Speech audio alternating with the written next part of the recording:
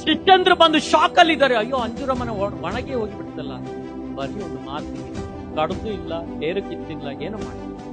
ಹಾಗಾದ್ರೆ ನಂಬಿಕೆ ಮೂಲಕವಾಗಿ ಸಂಶಯ ಪಡದೆ, ಒಂದು ಚೂರು ಸಂಶಯ ಪಡದೆ ನಂಬಿಕೆ ಮೂಲಕವಾಗಿ ನೀವು ಉಚ್ಚರಿಸುವಾಗ ಆ ಕಾರ್ಯ ಸಂಭವಿಸುತ್ತದೆ. Hallelujah, hallelujah.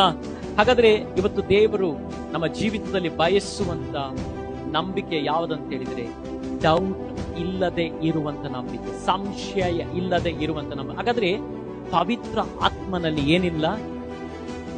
ಸಂಶಯ.